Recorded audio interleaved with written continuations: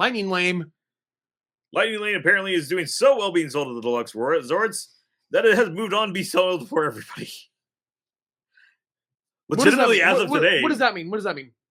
So, in Magic Kingdom, it was that in order to get Lightning Lane, in order to get a Premier Pass, Lightning Lane, or Disneyland, anybody could buy Premier Pass. Okay. It is a $400 fee. You got it for both parks. Yeah. In Florida, in order to be able to buy Premier Pass, you had to stay at the deluxe resort or better. So, like contemporary. So, you already had to be spending a lot of money to spend even more money. Yes. Okay. So, like, you could not have gone to Pop Century and bought. That's gross. Yeah. Yes. Yeah. Apparently that was doing great so well that it's now switched. All right. So, Lightning Lane Premier Pass available to all guests starting January 21st, which is today as of filming. Disney Quest to make more money launched the Lightning Lane Premier Pass last year, which was a ridiculous cost up to $450 tax per person, which is ridiculous.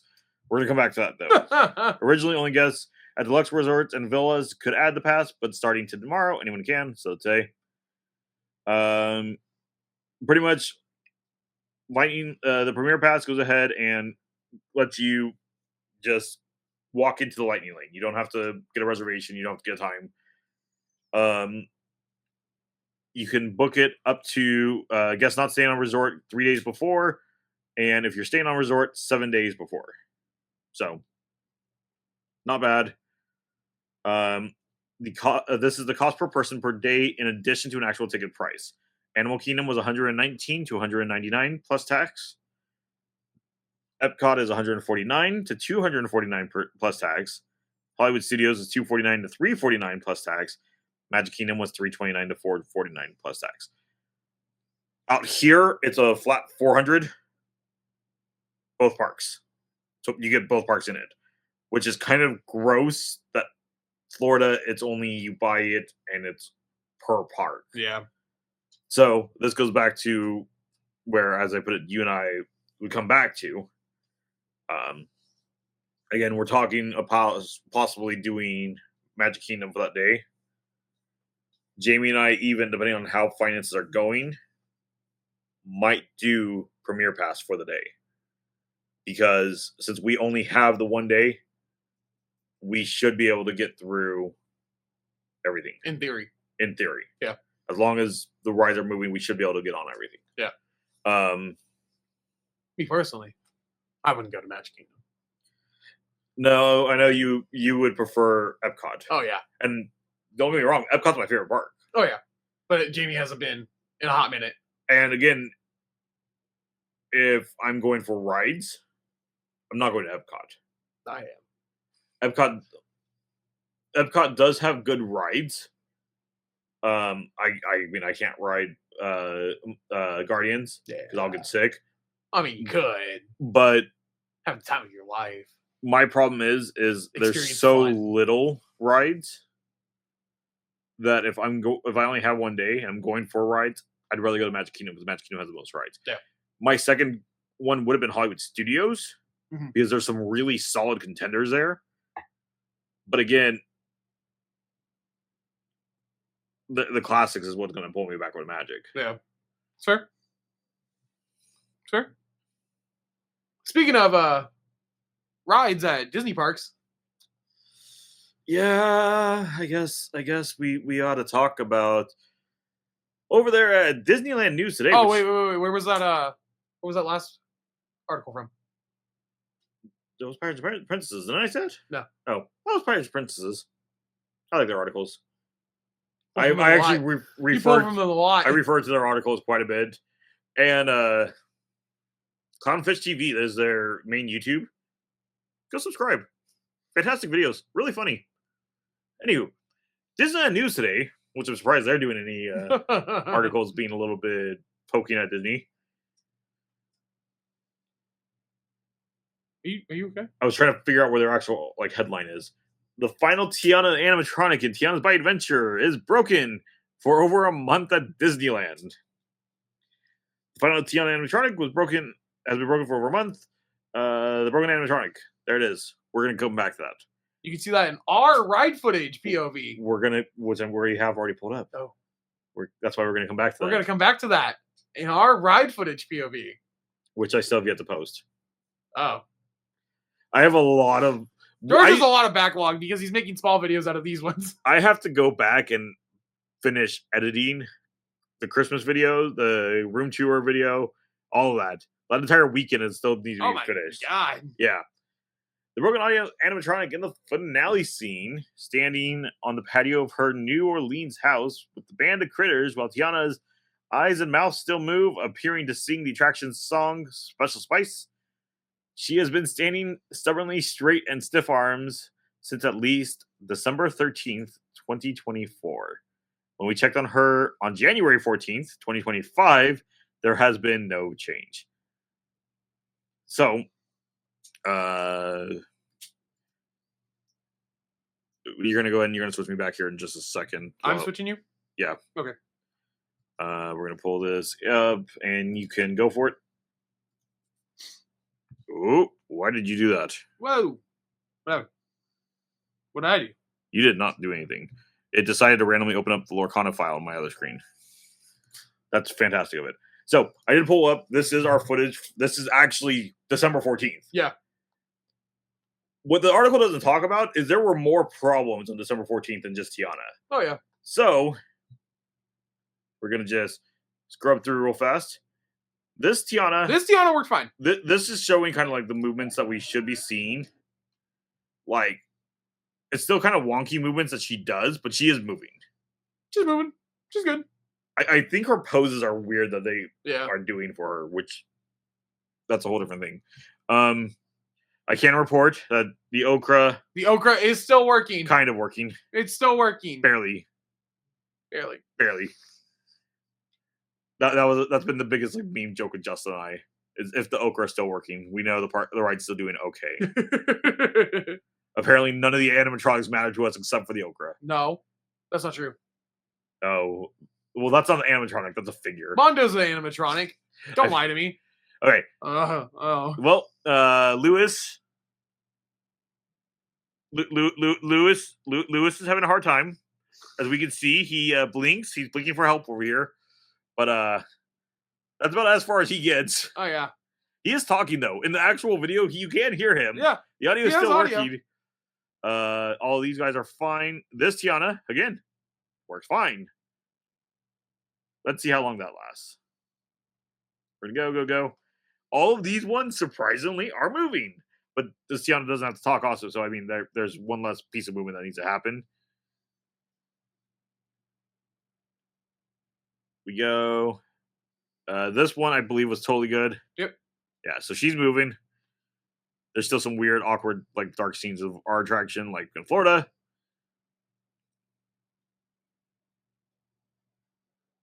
Look at Mondo. Look at Mondo. Mondo's working. Hell yeah. Then we're gonna jump. Cha-Cha's working. I don't care what the name is. He's Cha-Cha. It's Cha-Cha. Disney went and was at a Rainforest Cafe and was like, I could draw that, and then I could make that figure. Smoke was not working here. Smoke is not working. Smoke? I've never seen smoke working in this tunnel. So I've seen it in Florida. I'm wondering if they never installed it. Yeah. I would need to see this hallway fully lit, but I'm wondering. Do you think it's a fire safety issue? No. No? It's just fog. No, as in, like, if there is an emergency, do you think the fog can dissipate fast enough? I think there's no problem with that. Okay. Because the Florida one has such a hard time with the effect actually working because of how fast it dissipates. I'm going to drop my camera for a second.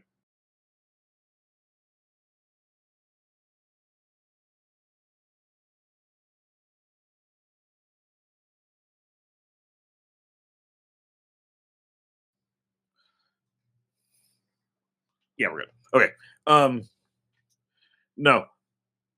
I think I'm wondering if legitimately they were having a hard enough time in Florida getting it working that they decided to scrap it, which just means the special laser and lighting effects that they were so proud of at D23, they've just given up on. Oh yeah. So I don't even know if this effect even still exists on our version of the attraction. Why did you do that? Go away. So we're gonna come up. I don't know if it's just the way they are. So this one looks fine. Yeah. It's the other Mama Odie. I don't think her jaw works. We're gonna get to that. Oh wow, we splashed. Splish splash. Larry the Armadillo, best character on the ride. No. It's the same ride as Mondo, right?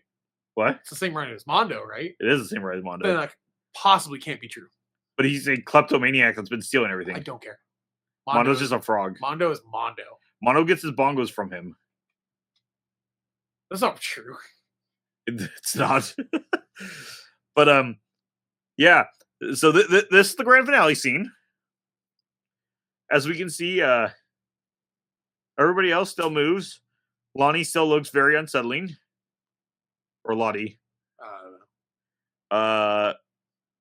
Everybody's moving. Except for Tiana and Lewis's body. Oh yeah, his back's been thrown out, isn't it? Yep. But yeah. Like in this case, for us, her eyes and mouth weren't even moving. Yep. Naveen's smile is still creepy to me. But Mondo! Is Mondo moving? Hell yeah.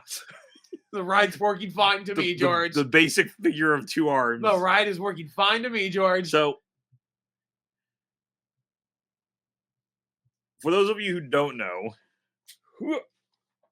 up here in this upper area, this is where the train passes.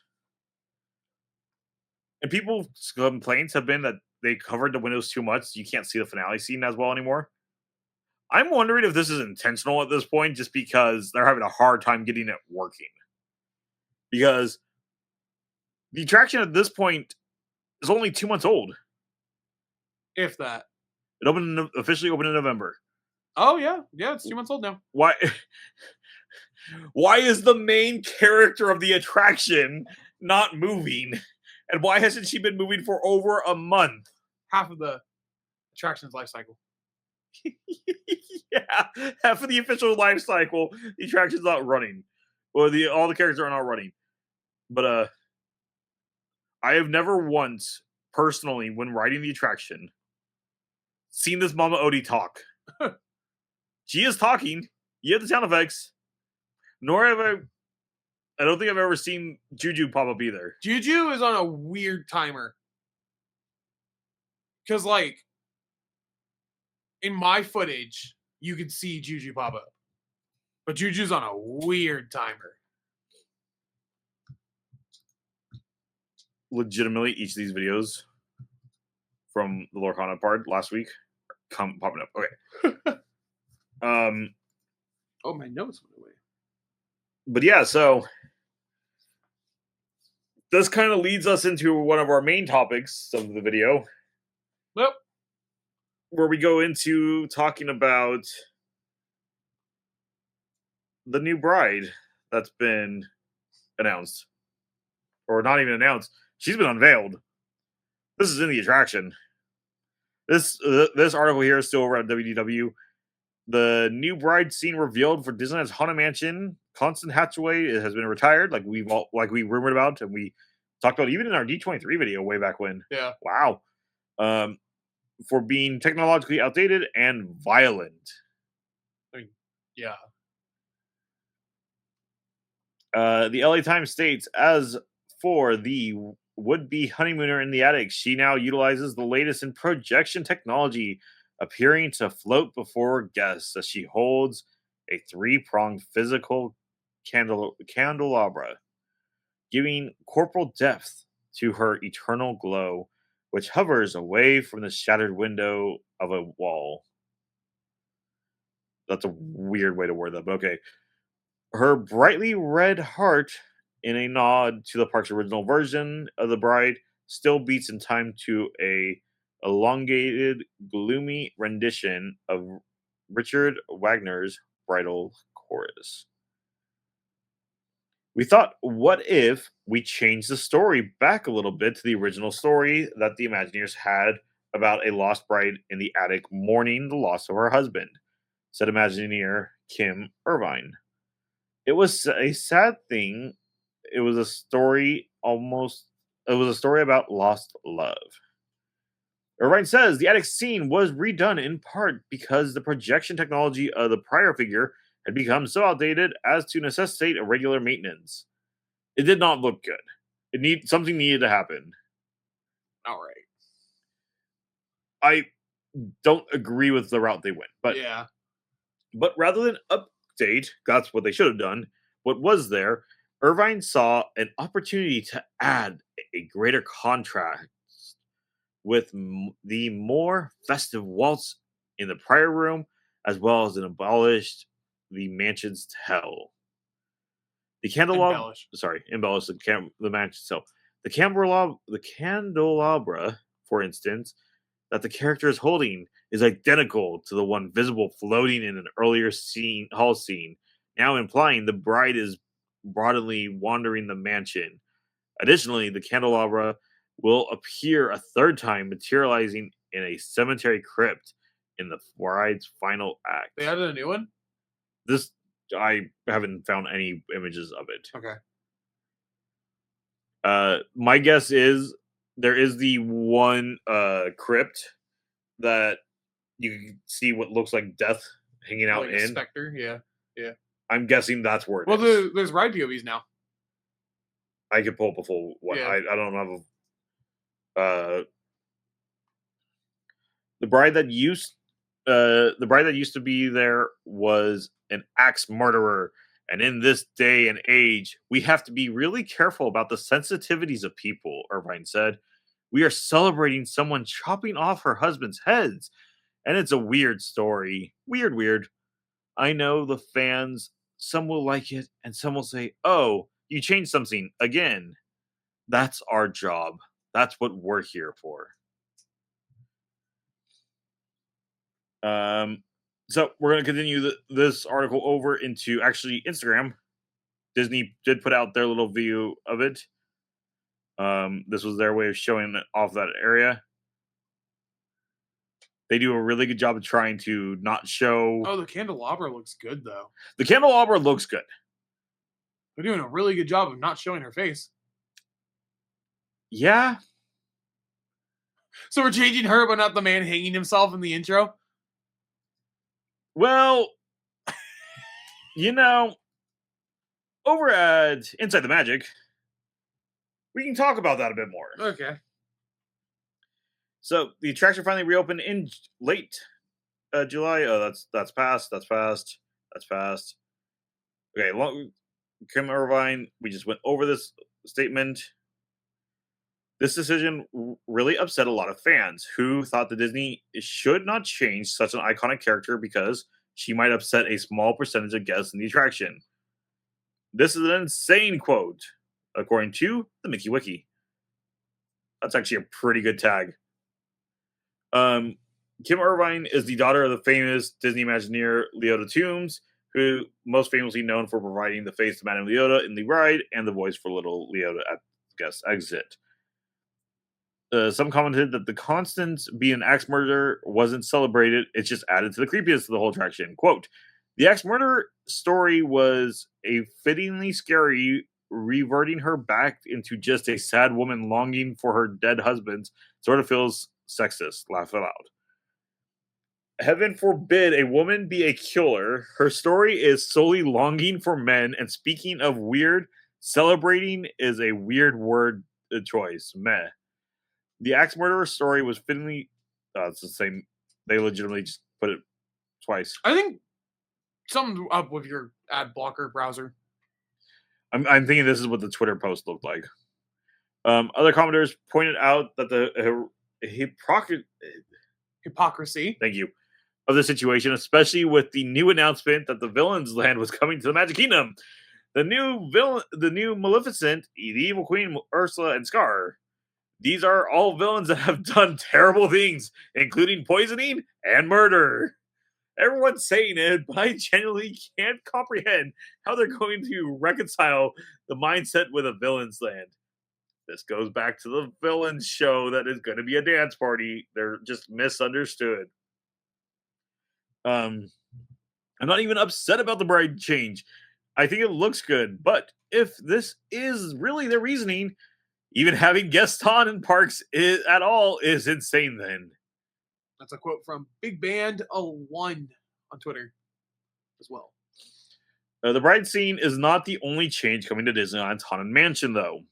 Imagineers have also said that they will digitalize the hitchhiking ghost scene at the end of the attraction. This was a rumor that we did talk about that we said please don't, and it is happening. I go back and forth on it. I go back and forth. My problem is I've seen so many different takes and such where the digital ones don't work at all. Yeah. The physical ones, it's just lighting. As long as the turntable is working on the other side, they're running. They also said that they are still considering removing the hanging corpse from the stretching room, which has been a controversial scene for years. Disney has not yet said if they plan to update the bride scene in Disney World. However, if they listen to guests, they might decide to keep it the way it is. I don't know. Your thoughts? Constance Hatchway. I mean, I talked about my thoughts. My thoughts were talked about here. Like, if we're removing Constance Hatchway, why aren't we removing, suicide? Do you think we need to remove the hanging corpse in the entry? If we are worried about upsetting people based off of murder, shouldn't we also be worried about upsetting people based off of suicide? I'm not disagreeing with you. I know. I'm trying to get your... That's my opinion. I mean, my opinion is they should have just updated Constance. The story of her was quickly trying to be told in the room. I think they could have cleaned up the room a bit more. They could have made the figure look a lot better than it was, because it was still using the really bad projection facing that we were trying to get working. I'm kind of sad that it's just now back to multiple parts in this, because this is all kind of running through my head at the same time. Mm-hmm. I'm sad that we're going back to just a basic story of the husband died. I guess I'm going to give up on life and just die.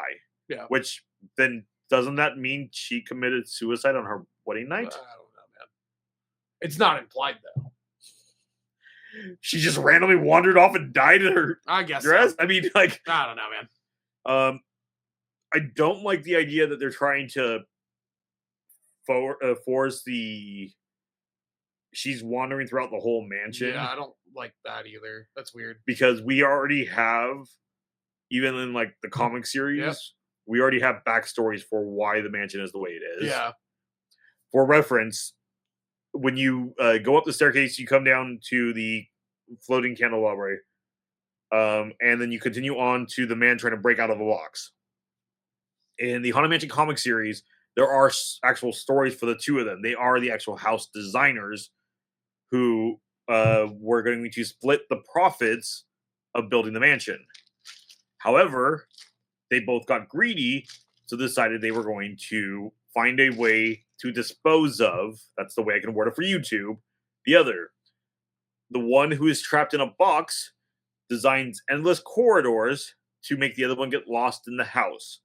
Hence why we see the candelabra wandering. It's because he's trying to find his way out still. Oh, make sure you censor me from earlier. Which one? I said. Well, the other one. Yeah. I mean, we're playing with a fine line on this video. We'll see how that goes. The other one, he goes ahead and it doesn't really go much into it, just besides it is set up as a trap that he steps into that automatically closes the box on him and he can't get out of. No, it's a coffin that the other guy nails down. That's right. And then he gets stuck wandering the mansion trying to find his way out. Yeah. So it is dark and morbid. That is the story that is written for it. You are in a haunted mansion. Yeah. It is a little dark and morbid. One way or another, it is still going to upset some guests. That's just the way it is. Anything else? That's all.